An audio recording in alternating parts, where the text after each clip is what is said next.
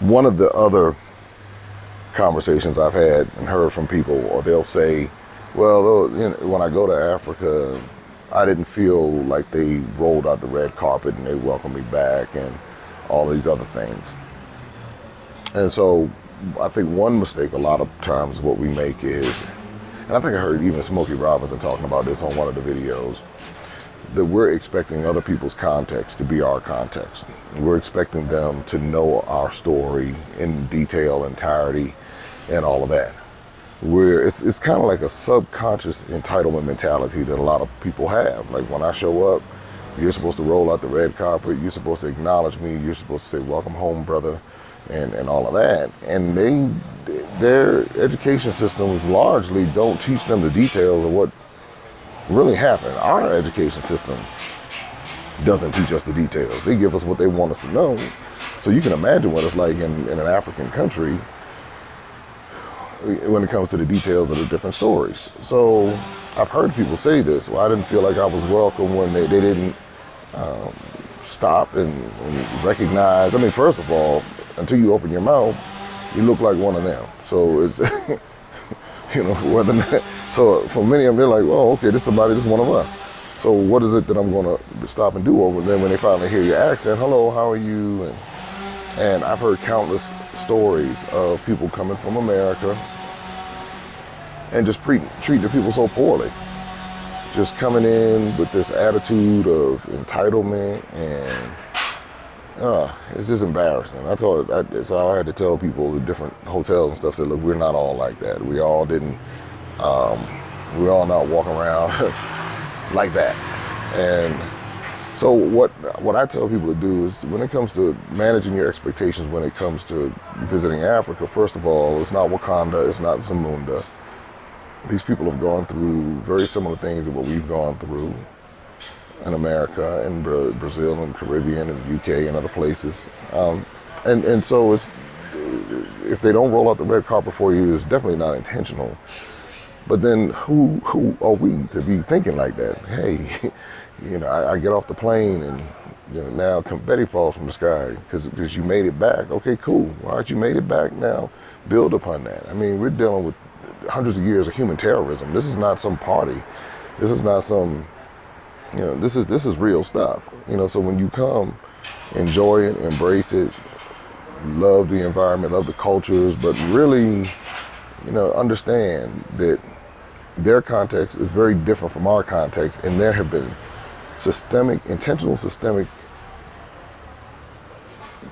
things that have been put in place to make sure that we stay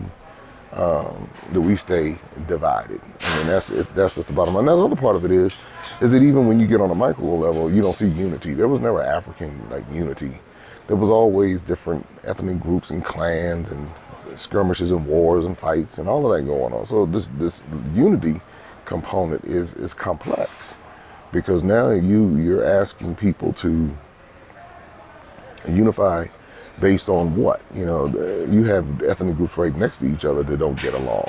They're in political power and one group is doing something to the other group to hold it down. You have some ethnic groups that are intentionally going and killing people from other African ethnic groups right here on the continent to this day. So it's very complex. But then you have the same thing going on in America. You have the classism in America. You got the uppity folks who don't want to be bothered with the folks that don't have the financial means, and you see that dynamic, but yet they exploit the black card. Yeah, we all black, fall in line. But then when it comes down to the dollars and the cents and the opportunities, you'll see many of those same uppity black folks who really want to be white. They really, if you give them their choice, they would trade in their black card for a white card in a heartbeat, but yet exploit the black card. I tell people all the time, when it came to my own father, he played the black card,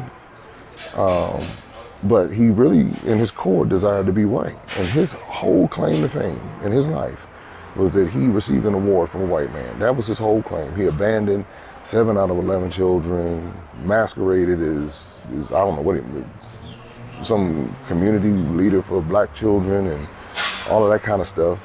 Didn't do right by 7 of his children. Got an award from the President of the United States, the white president of the United States. And that was his claim to fame. And that's where we have a lot of black people in America with that same mentality. They want recognition, they want to be seen, but they don't want to really be effective and be about anything. That's what I say, it's complex. It's complex. It's not as simple as me getting off a plane in Africa and them welcoming me and loving me. Come on back to the fold, brother, come on back to the fold. Sometimes jokers are like, I'm trying, man, I gotta sell this water. And how you doing? You look just like me, you family, okay. And they keep it moving. So just understand their context is different from our context, and perhaps we shouldn't be looking at it from the standpoint of them owing us anything. Anyway, what are your thoughts in the comments below? I touched on a few things there.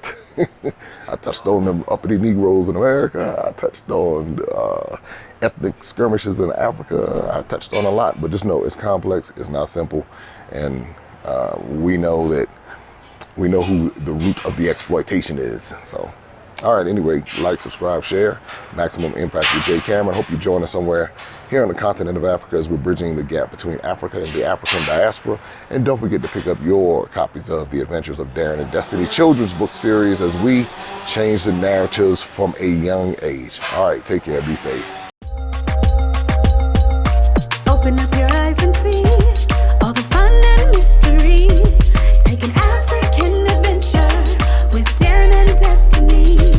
From the mountains to the shore, so many things to explore.